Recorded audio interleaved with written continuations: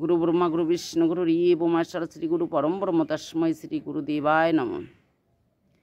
এই জবন হরিদাস, সে আগের নাম ছিল হারেস। হবিউল্লাহ কাজীর ঘরে সে মানুষ হয়েছিল। তারপর 22 বাজারে বেত্রাঘাত হলো। সেখান থেকে কাজীর লোকেরা বলল, 21 বাজারে বেত্রাঘাত হয়েছে, তুমি মারা যাওনি। আজ 22 বাজারে বেত্রাঘাতে যদি মারা না যাও তাহলে আমাদের গদ্দান যাবে, তুমি আজ মারা যাবে। হরিদাস বলল, তাহলে আমি অচেতন হয়ে যাব, তোমরা আমাকে গঙ্গার জলে ফেলে দিও। তাই তাকে গঙ্গার জলে ফেলে দিল। সেখানে মা গঙ্গা কোলে তুলে নিল। অদ্বৈত ঘাটে গেলে অদ্বৈত ঠাকুর তুলে নিলেন। তারপর হরিদাস বেনাপোলের যে 3 লক্ষ নাম জপ করতে থাকেন, একটা কুটির নির্মাণ করলেন। রামচন্দ্র খান বৈষ্ণবদেশী পাষণ্ড, সে সহ্য করতে পারলেন না, লোকে খুব সুনাম করছে হরিদাস রান্না করে না, ছেলেপেলেরা একটু বাতাসা দিয়ে আসলে সেটা লুট দিয়ে ছেলেপেলেদের দেয় আর নিজে একটু সেবা করে। তখন হীরাবাইজিকে পাঠিয়েছিল। প্রথম দিন গেছে, হীরাবাইজি যে বসেছে, সারা রাত নাম শুনেছে। সকাল হয়ে গেছে, বলে কি যে আমি কিছু বলতে এসেছিলাম। তা বলে কি আজকে এসো, আজকে তোমার অভিলাষ পূরণ করব। তা পরের দিন গেছে, গেলে সারা রাত নাম শুনেছে। 3 লক্ষ নাম জপ করতে করতে রাত শেষ হয়ে গেছে, কিন্তু বলতে পারেনি। পরের দিন আবার বলে দিল যে আজকে এসো, আজকে অবশ্যই পূরণ করব। তৃতীয় দিন তুলসী মণ্ডপে মানে বিন্দাচিতে প্রণাম করে ঢুকেছে। সেদিনও সারা রাত নাম করেছে। নাম শুনতে শুনতে হীরাবাইজি মুগ্ধ হয়ে ভোর হতে হতে ঠাকুরের চরণে লুটিয়ে পড়ে বলছেন, রামচন্দ্র খান আমাকে পাঠিয়েছে তোমার এই বৈষ্ণব ধর্ম নষ্ট করতে। আমাকে তুমি ক্ষমা করো, আমাকে তুমি আসল পথের সন্ধান দাও, যে পথে আমি ভগবানকে পাব। তখন হরিদাস ঠাকুর বললেন, আমি জানতাম, আমি 3 দিন আগেই চলে যেতাম, তুমি আসবে সেটা আমি জানি। তোমাকে হরিনাম শোনাবো, তোমাকে হরিনাম শুনিয়েছি, এখন আমি চলে যাব। বলে কি ঠাকুর, আমাকে তুমি মুক্তির পথটা দেখিয়ে দাও। তখন বললেন, তুমি ওই নদী থেকে স্নান করে আসো, মাথা মুন্ডন করো। কারণ হীরাবাইজির চুলে অনেক সৌন্দর্য ছিল। তখন মাথাটা মুন্ডন করে এসে দীক্ষা নিলেন হরিদাস ঠাকুরের কাছ থেকে।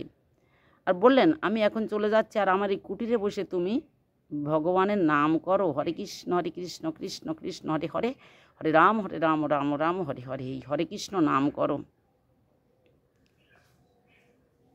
হীরাকে বলে গেলেন যে তুমি যত ধন সম্পদ গুছিয়েছো সব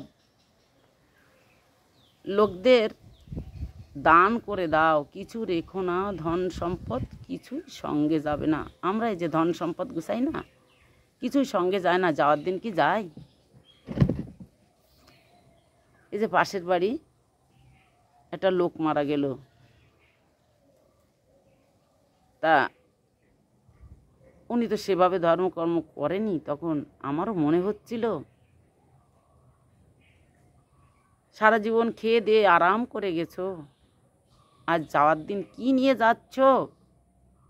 তোমার এই যে ধন সম্পদ, 2 তলা বাড়ি করে রেখে গেছো, তুমি কি ওর থেকে কিছু নিয়ে যেতে পারলে? পারেনি। যাবে কোনটুকু সঙ্গে? এই হরিনাম, এই সম্বল কারোর অর্থ করে নিয়ে যাওয়া যাবে না। আমরা যে মায়ার জালে জড়িত, ছেলে মেয়ে পুত্র কন্যা আমাদের টান দেয়, দড়ি ধরে টান দেওয়ার মতো টান দেয়, কিন্তু যাওয়ার দিন তো আমাদের সব কিছু উপেক্ষা করেই যেতে হয়। তাহলে সেই যাওয়ার জন্য আমরা হরি নাম করব, হরে কৃষ্ণ নাম করব, রাধারানীকে ডাকবো, তাহলে যাওয়ার দিনে সম্বল নিয়ে আমরা যেতে পারবো। আর আমরা যদি ভগবানকে না ডাকি তাহলে যাওয়ার দিন আমরা ভগবানকে পাবো না। জন্ম হলেই মৃত্যু হয়, মৃত্যু হলেই জন্ম হয়, অনিবার্য। ভগবান বলে গেছেন আমরা জন্ম মৃত্যু চক্রে আবর্তন হচ্ছি। বৃক্ষ যেমন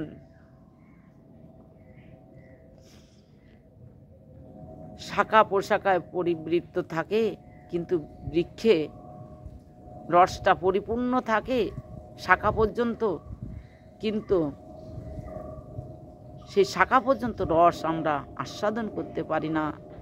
যখন বৃক্ষে সুমিষ্ট আম হয়, কাঁঠাল গাছে কাঁঠাল হয়, তাল গাছে তাল হয়, এরকম এই ফলগুলো হলে কত সুমিষ্টি বলেন তো।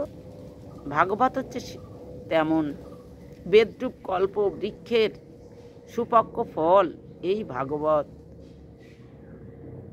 যে যেটুকু করে যাবেন সেটুকু পাবেন। এ জন্মে কষ্ট আছে বলে চিন্তা করেন না, এ জন্মে কর্ম করে যান। ভগবান ঠিকই আপনার কোনো জন্মে না কোনো জন্মে ঠিকই আপনার পুণ্যের জন্য দেবে, পুণ্যফল পাবেন। এ জন্মে সুখ পাচ্ছেন বলে চিন্তা করেন না যে আগত যে কোনো জন্মে আপনি যে সুখ পাবেন। কর্ম করে গেলে সুখ পাবেন, কর্ম করেন সুখ পাবেন। আর ভগবানকে ডেকে গেলে ভগবানের চরণে আশ্রয় পাবেন। সব সময় আমাদের চিন্তা করতে হবে আমাদের এই যাওয়া আসার দিনটার সময়ে ভগবানের চরণে যেন আমরা আশ্রয় পাই।